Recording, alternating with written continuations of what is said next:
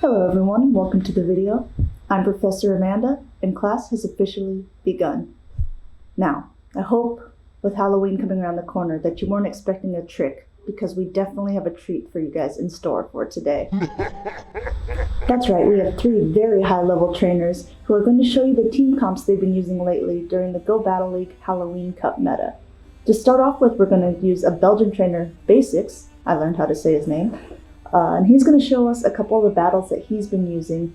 The team that he has is Qwilfish, Galvantula, and Crustle. Let's see how he plays this out. Starting off with the Qwilfish lead into, looks like a Shadow Mawile. Obviously this is a good lineup for the Qwilfish, so he's just fast moving down.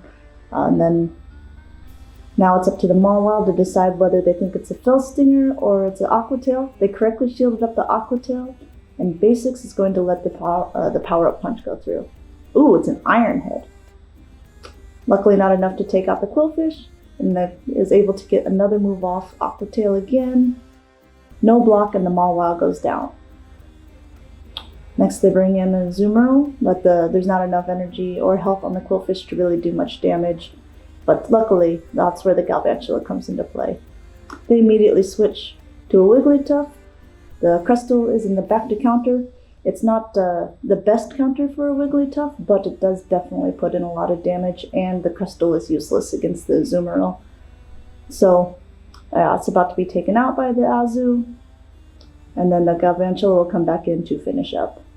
Obviously, with the 2 shield advantage, the Galvantula will take out the Azumarill pretty much no problem. So there goes the first and second shield. Bassix is about to release a charge move of his own,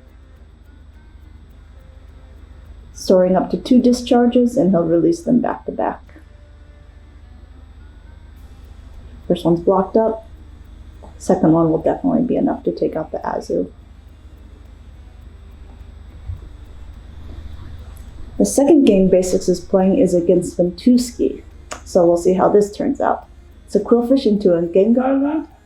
Ooh, it's a tough call because Gengar, after the community day, now has the ability to debate with relative ease, so you never know what is going to be thrown at you. So Bassix throws an Aqua Tail that gets shielded up, and he chooses to, let's see, not shield the Shadow Punch, which doesn't take him out, but allows the Gengar to farm him down, unfortunately. So whatever he brings in is going to get a charge move. Brings in the Galvantula, shields up the charge. It's a Sludge Bomb, so definitely would have done a lot of damage, and he's able to take out the Gengar. But unfortunately, since he lost Switch, you know how it goes. He looks like he's charging up again to back-to-back discharges. He's going to shield up the Iron Head and throw the second discharge. Let's see what the Wormadam decides to do. Wormadam shields. And now it looks like it's a race. He's trying to swap to the Crustle. Oh, I think he was trying to catch a charge move, but unfortunately the switch didn't go through right away. But yeah, since it's an Azumarill in the back, the Crustle pretty much had no play against it anyway, so it was fine. I think that it took the charge. It's able to throw a Rock Throw before it dies. Bassix come back in, throws a discharge onto the Azu. I don't think it's enough. Nope, not quite enough to take it out. Ooh. And the Azumarill is out of charge as well, so very close game. The last game that Bassix is playing against Zyonik. Really up against a lot of YouTubers here. Qwilfish into Azumarill. It's a good match for the Qwilfish, so they switch to the Galvantula, which Bassix immediately hard counters with the Crustle.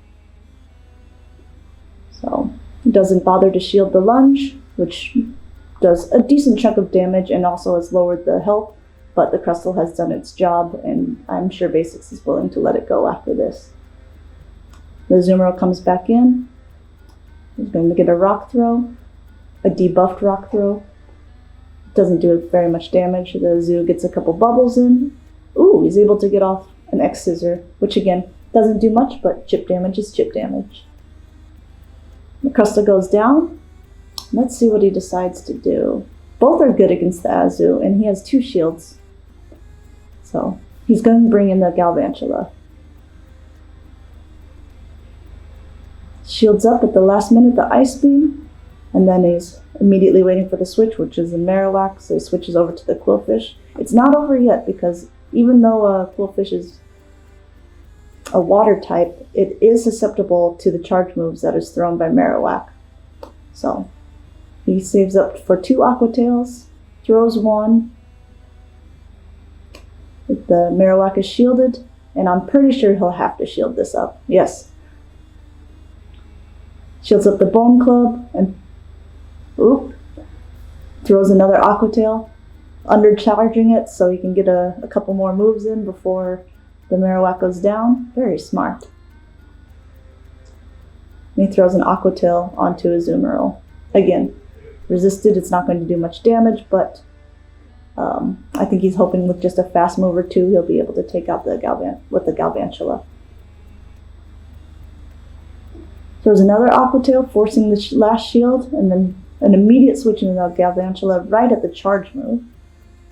It's a play rough, but it is not enough to take out the Galvantula. So those were some very close matches, and I think Bassix is very close to reaching rank 10, so hopefully he'll do it within the next couple days. The next trainer we have is NHoff, who is a rank 10 player and one of the leaders of the Girls That PvP Discord server. So if you're a female and looking to PvP, you should join us. And she is running a team of Gengar, Azumarill, and Alolan Marowak.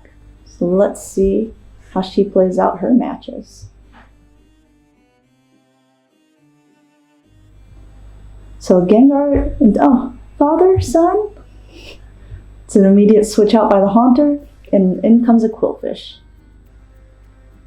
Looks like NHoff is staying in and throwing a Shadow Punch, which is unguarded, and then, she should be able to Shadow down, but she catches the Aqua Tail onto Azumarill. That was an amazing switch.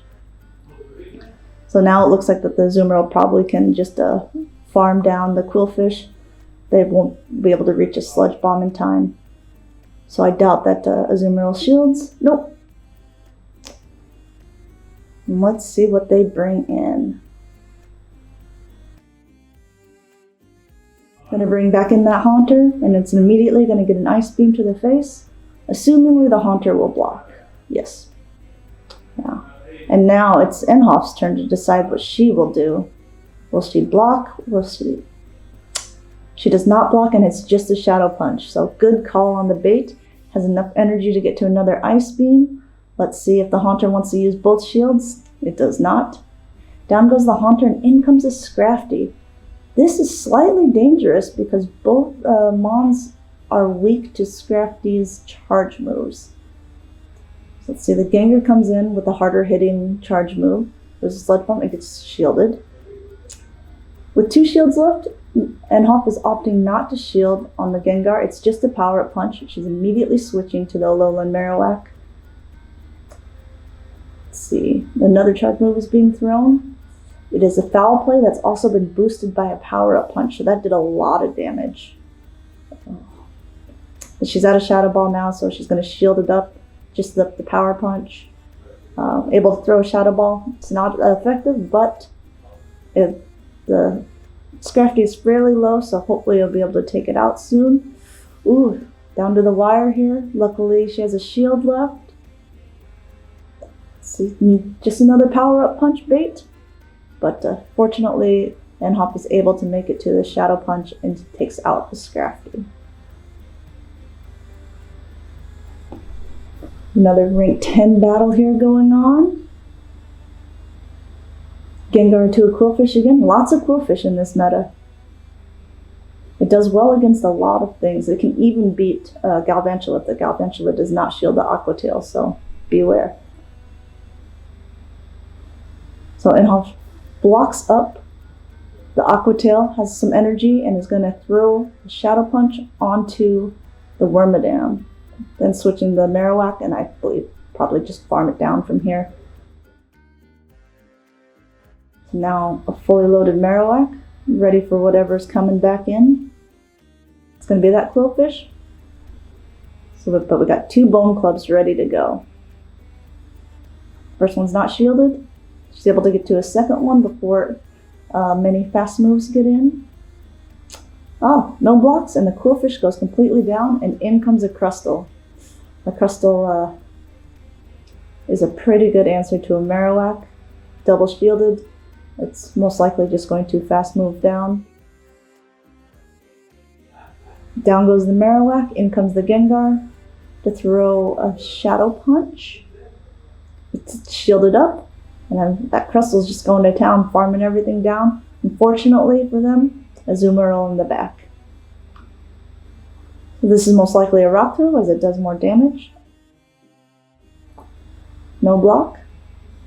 Let's see what is happening here.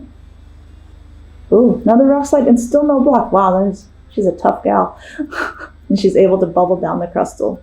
It's good games. Last of the set here for NHoff. Ooh, we have a Gengar versus a Wigglytuff. So let's see how this one gets played out. Obviously, a Shadow Punch bait would do not a lot of damage. She charges up to 2, throws a Sludge Bomb. Oh, and it goes unshielded, and that Wigglytuff goes down. In comes an Umbreon, which is a pretty good response to the Gengar. Again, the Shadow Punch is doing nothing, so they're opting for the Sludge. Able to make it to another Shadow Punch. Umbreon's not blocking, it knows it can't really do much to it, and it has farmed a lot of energy. So she brings in the Azumarill to waste that energy. They immediately counter swap to a Galvantula, which is what the Alolan Marowak is there for, so she switches into that. So the Galvantula throws a Discharge, which is the harder hitting move, to the Marowak. And has saved enough energy to do 2, but it looks like NHoff is just going to shield and farm down the Galvantula. The other opponent still has 2 shields, so let's see if we can get one of them with the Shadow Ball. No? Yes, and then the opponent realizing with a fully loaded Azumarill in the back and that little of health, there's not much play left. So good games to NHoff, and actually congratulations to her again for reaching rank 10 during the Halloween Cup. The last player we're going to feature here is the Nut93, who, if you've played much PvP in the past, you are well aware that he's a very good trainer from Germany. He's unfortunately taking a break from the Silph Cups this season, but he is very competitive still in the Go Battle League, and he changes up his team often, but the team that we decided to feature was going to be the Alolan Marowak, Shadow Golbat, and Swalot. So let's see how he plays these matches out. Alolan Marowak into a Wormadam, that's a great lead. Let's see what the opponent decides to do. They immediately switch into Azumarill, and it looks like we're using Swalot as the safe switch. So the Azumarill throws an Ice Beam, but just that little tanky blob is just going to take it, charging up to 2 Sludge Bombs. Throwing the first one, we'll see if it gets blocked. It doesn't. But that's okay. We're going to throw another one right at him, see if this one gets blocked. It does. Fortunately, the Azumarill answers with his own charge move, so they're going to block up the Ice Beam and definitely be able to make it to another Sludge before the Azumarill gets to another move. So now it's up to the opponent whether they want to lose Switch or lose Shields. Looks like they're going with Shields. But the Nut answers by using his own shield. So I think he's confident that he'll be able to make it to a charge before. They've recognized it as well and immediately switched out. But the Nut is very fast, and he switched back to his Marowak right after they switched to their Wormadam. And Iron Head is not very effective, but either is Bug Buzz, so the Marowak is the safest choice. He's really charging up to 100% energy, fast move farming down that Wormadam, and now he has a ton of energy to throw at whatever comes in next. It's going to be that Azumarill, but the Azumarill is low enough health that the Shadow Ball should take it out. And now we have a Crustle in the back. Crustle is a great response to Marowak, but not one with this much energy. So Shadow Ball does a little over half health, and the Marowak is taken out, but it's already done its job. This gets dangerous, though, because Golbat is very weak to a Crustle, and Swalot has very little energy left. So let's see what happens here. They do a Rock Slide, takes out the Golbat, but with a wonderful energy management, the Nut is able to throw a Sludge Bomb at the Crustle at the very last moment to take it out. So great first game. Second game, we have a Marowak into an Obstagoon. Also not great for the Marowak. So he does immediate switch into the Shadow Golbat and hits it with a Poison Fang. Obstagoon takes the charge and then switches out to Galvantula, which is a pretty decent response to the Golbat. But Galvantula is rather squishy, so Poison Fangs, even though they're not very hard-hitting charge moves, are still doing a decent bit of damage to the Galvantula. So they shield up the second one, and now they have a lot of energy farmed up. We'll see how he responds. The Marowak comes back in. It eats a discharge, does about a third damage. Now it's a guessing game. Is it a discharge or a lunge? Another discharge. So that brings the Marowak fairly low. But I think it's okay with him because the Obstagoon would take it out with a charge anyway.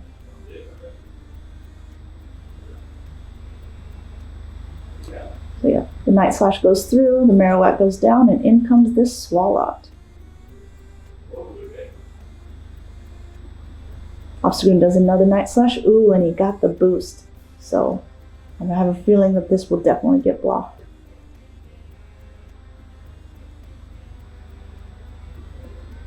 Swalot farming up some energy, throwing a sludge. Obstagoon shields. Throws his Night Slash again. Gets shielded up by the Swalot. And then I assume at this point it's just going to be a farm down. Oh, no, the other one switches out to a Venusaur. This is interesting. Venusaur charges very quickly, but without any shields, the Swalot is able to get to its charge moves too quickly for the Venusaur to throw its own. The Obstagoon goes down to a couple fast moves. Really well played. Rank 10 battles are really fun to watch because everyone is usually at the top of their game. So we have a Marowak against a Beedrill. Beedrill charges up a little bit of energy and switches to a Toxicroak. So obviously, yeah, the nut switches to his Shadow Golbat because the moves on the Toxicroak do nothing to a Golbat. So he will be able to farm it down and come out of the match with a lot of energy. So let's see what comes in. I didn't even see what it is, but it's definitely getting Shadow Ball.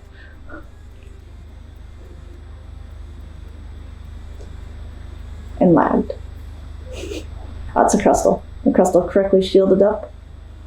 Unfortunately with the lag, it looks like the Crustle got a couple fast moves in, and so the Golbat went down before being able to fire off another move.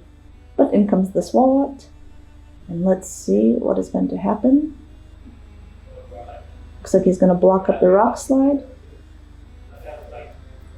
He's going to answer with an Ice Beam of his own. Let's see if the Crustle decides to block. It does. So the Crustle has used up both of his shields. He switches out back to the Beedrill, and that's where the Marowak comes in. If it's a Drill Run, it's going to do a lot of damage. It is a Drill Run, but the Nut, cool as a cucumber here, cool as a nut, just continues the fast move, and then throws a Shadow Ball to take out the Beedrill, and has enough energy for a Bone Club to throw at the Crustle, knowing that the Crustle will take him out with fast moves. So the Marowak goes down, and Swalot comes back in with just enough energy to throw another Ice Beam. So again, very well played. And here we have the last match with the Nut, with another famous YouTuber, CalebPeng. I thought this was an interesting battle, so decided to feature it. So we can see what Caleb's running as well. Ooh, we have a Marowak into a Qwilfish, not a great lead for the Marowak, so the safe swap to the Swalot. And Caleb switches to the Crustle. So Swalot throws its Ice Beam, that's unshielded. And now I assume a Rock Slide is coming through. We'll see if the Nut decides to shield. He does not. And he's able to make it to another Ice Beam, charging up a little bit of extra energy and then throwing the Sludge Bomb. Down goes the Crustle. Qwilfish comes back in, gets a little more energy. Oh, this is also fairly tough, but the Golbat comes in. And now it's his choice whether he wants to shield up the Aqua Tail. He does. And we have a Shadow T-Tar. Oh no, with Smackdown. This is not good for the nut. His entire back line is weak to this specific mon. Yeah, so the T-Tar just blocks and farms down. And then he will also be able to farm down the Golbat. Oh, he throws his energy. Let's see what the Golbat decides to do. It's going to block the crunch. Ah. But Caleb had enough energy that he was able to throw back-to-back crunches. So, well played. Good games. So there you have it, guys and ghouls. There's 3 different teams that you can run in the Halloween Cup if you're struggling to find a good team composition. Learn from some of the best. Thanks for watching this video. Hope you liked it, and see you in the next one.